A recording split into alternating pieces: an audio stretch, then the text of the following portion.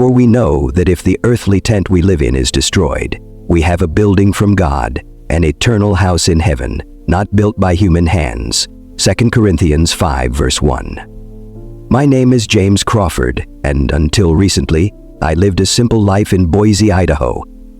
I was a 39-year-old man who considered himself ordinary, a loving husband to my wife Emily, and a father to two wonderful children, Lucas, my 10-year-old son, and Grace, my 7-year-old daughter. My work as a data analyst was fulfilling yet predictable. Life, as I knew it, was structured, secure, and devoid of surprises. We lived in a modest house on the outskirts of town, surrounded by tall pines and the serenity of nature.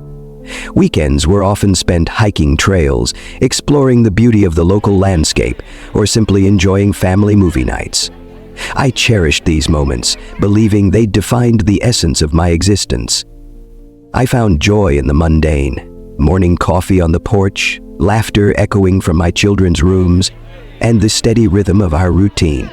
But beneath the surface of this idyllic life was a subtle yearning, a faint whisper of discontent I couldn't quite name. It was as if a part of me knew that life had more to offer, something just beyond my grasp. Still, I silenced those thoughts, content with what I had built and unwilling to disrupt the fragile balance of my world. But one fateful day, everything changed. On a rainy September afternoon, my world was turned upside down in a way I could never have imagined. It was a typical day, and I had just finished a long shift at the office. The overcast skies had given way to the first rainfall of the season as I drove home on Highway 84. Reflecting on my to-do list, the hum of the tires and the rhythmic patter of raindrops were suddenly interrupted by chaos. Stop. A sharp screech of tires, a deafening crash, and then nothing. Darkness engulfed me, and for a brief moment, I thought it was the end. When I opened my eyes, I wasn't in a hospital or any place I recognized. Instead, I stood in a realm of soft, golden light, devoid of a sky or horizon. The air was thick but not suffocating, as though imbued with an energy that pulsed gently around me. My senses felt heightened. The golden light wasn't just a visual phenomenon, it carried a warmth that seeped into my being, soothing yet awakening me at the same time. There was no wind, no sound, just a profound stillness that seemed to vibrate with purpose. Instinctively, I reached out, though there was nothing tangible to grasp. My hands moved through the light, and I felt a subtle resistance, as if the air itself was alive and responding to my presence. For a moment, I wondered if this was a dream, a strange figment of my subconscious trying to process the trauma of the crash.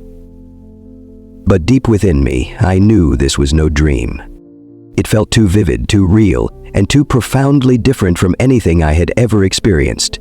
I tried to speak, to call out for help, or even just to hear the sound of my own voice, but no sound came. It wasn't frightening, though. The absence of sound was somehow comforting, as though this place communicated in a language beyond words. My heart raced, yet I felt no fear. Instead, there was inexplicable calm, a sense that I was exactly where I was meant to be. Then, as if summoned by my thoughts, the golden light around me began to shift. Shadows emerged from the brilliance, their forms vague but undeniably human. They moved with a grace that defied earthly understanding, their translucent bodies shimmering as they passed. I stood frozen, watching them, unsure whether to approach or retreat. But before I could decide, one of the figures turned and began to move toward me. The air around me felt heavy yet peaceful. The silence was profound, broken only by a voice that spoke within me, resonating like a divine echo. "You are here because you were meant to be." An overwhelming sense of calm replaced the panic in my heart. I instinctively knew I was no longer in the world of the living. I walked forward, the ground beneath me glowing faintly. In the distance, shadowy figures moved, their forms translucent and ethereal. One figure emerged from the mist. She was luminous, her presence exuding warmth and kindness. Her features were familiar yet unearthly in their perfection. Her eyes, a deep and vibrant blue, seemed to hold centuries of wisdom and compassion. As she approached, I noticed the way the mist parted effortlessly around her, as if even the air revered her presence. The closer she came, the more I felt a sense of recognition, though I couldn't place how or why. "Do not be afraid," she said, her voice carrying a melodic resonance that felt like a soothing balm to my soul. It wasn't just words, it was as if the very essence of her being spoke directly to my heart. I wanted to ask her so many questions, but before I could, she extended a hand. Though I hesitated, something within me, a deep, instinctual trust, compelled me to reach out.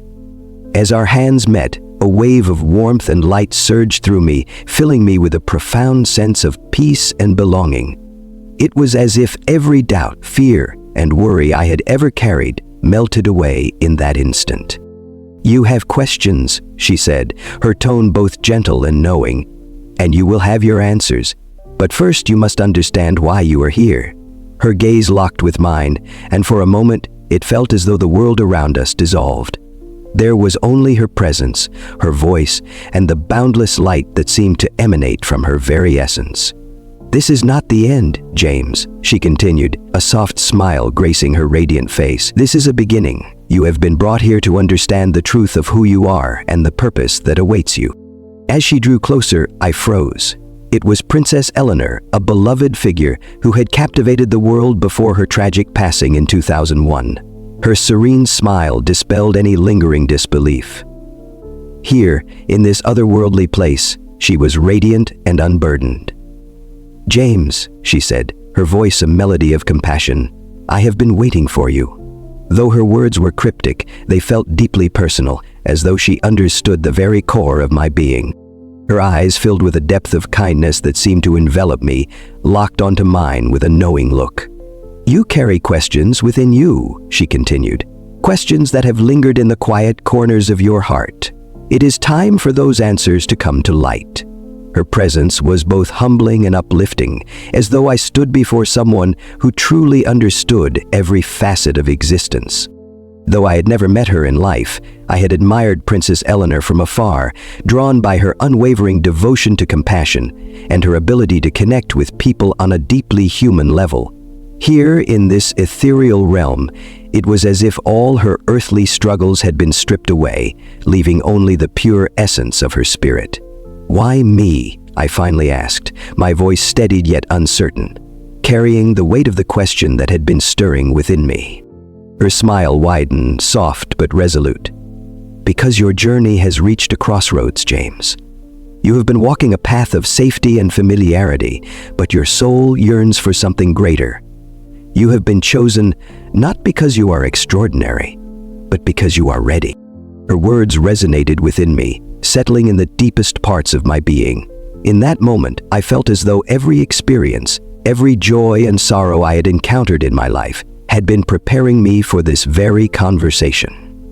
I nodded slowly, the gravity of her statement sinking in as a sense of resolve began to take root within me. Eleanor's gaze softened as she explained, "Your journey is far from over. You've lived a life of routine and comfort, but you've forgotten to seek the deeper meaning. You stopped asking the questions that truly matter." Her words struck a chord within me. She was right. I had settled for a life that was safe but hollow, ignoring the whispers of my soul that yearned for more. "But why me?" I asked, my voice trembling. "Because you have a purpose," she replied, "one that only you can fulfill. Love is the key, James. It is the energy that binds all creation, and it is the purpose of every soul." She paused, her eyes shimmering with an otherworldly light as she continued. "Too often we become trapped in the confines of what we believe life should be. We forget that our existence is more than the sum of our routines, our successes, and our failures. It is about connection, with ourselves, with others, and with the infinite source of love that surrounds us." End quote. Her words resonated deeply, peeling back layers of self-doubt and fear that I hadn't even realized were there. I felt a profound clarity, as though the veil that had obscured my understanding of life's true purpose was finally being lifted. "Love," she repeated, her voice soft but firm. "It is the most powerful force in existence. It is the reason you are here, and it is the gift you have to offer the world. Do not underestimate its significance, James. Through love, you will find your purpose, and through purpose, you will find peace. As I listened, I realized that her message was not only for me but for every soul that seeks meaning in the chaos of existence. It was a universal truth, spoken with a wisdom that transcended time and space. My heart swelled with gratitude, and for the first time in what felt like forever, I felt truly alive. Her presence filled me with warmth and clarity. But it was bittersweet. "You must return," Eleanor said. "Your time on earth is not over. You have a choice. Continue as you have, or embrace your true purpose." Before I could respond, her figure began to fade into the golden light, her final words echoing in my mind. "Choose love, James. Always choose love."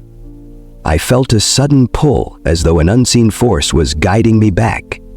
The golden light around me began to swirl, and the serene warmth I had felt was replaced by a familiar coolness. My senses reawakened, and I became aware of my surroundings. The faint beeping of monitors, the sterile smell of antiseptic, and the distant murmur of voices brought me back to reality. I was in a hospital room.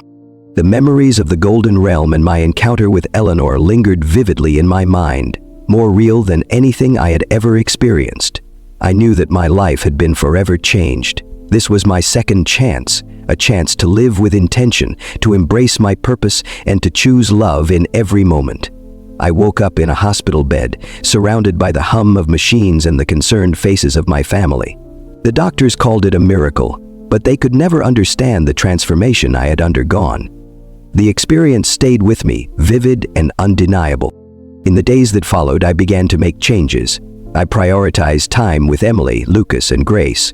Small, intentional acts of love replaced the mindless routines of my former life. I started to notice the beauty in the smallest things.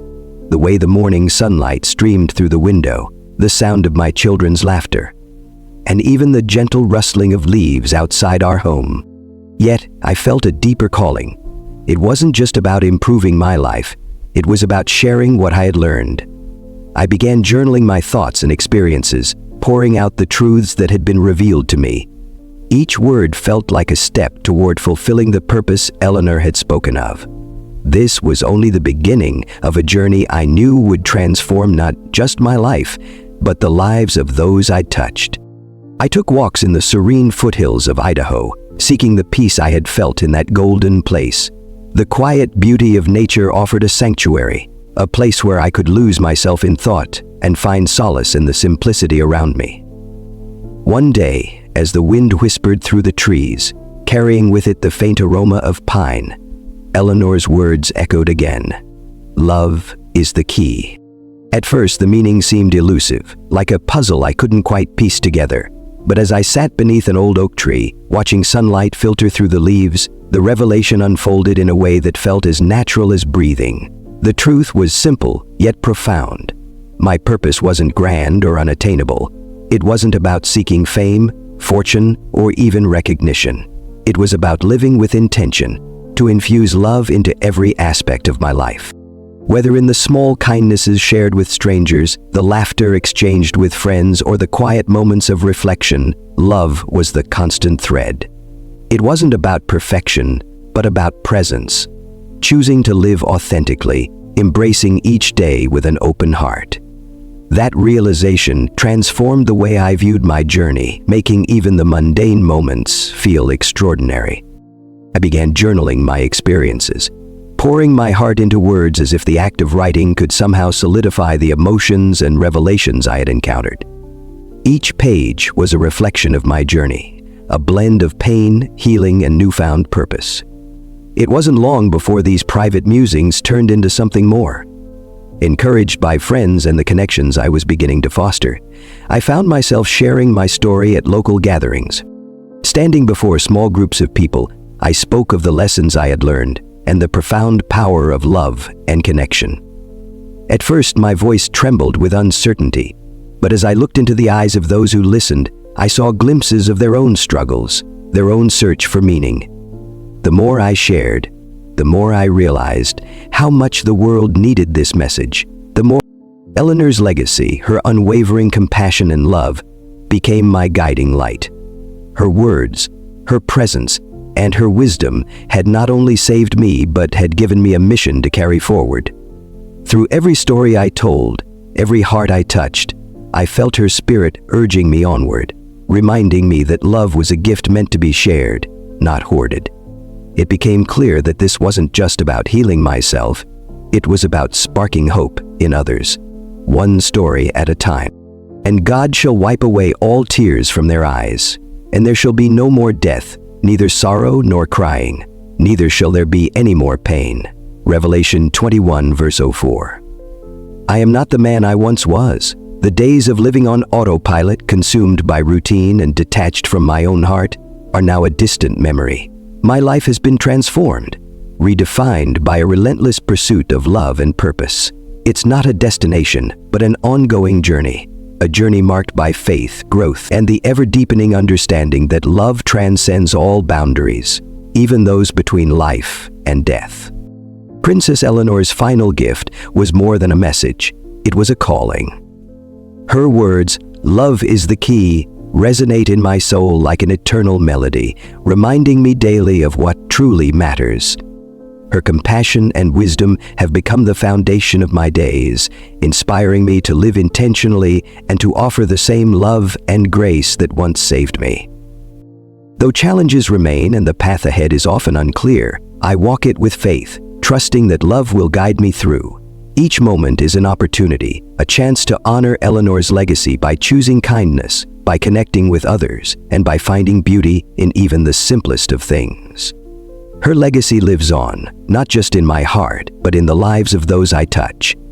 I am ready to answer this calling not just for her, but for a world yearning for hope, one act of love at a time.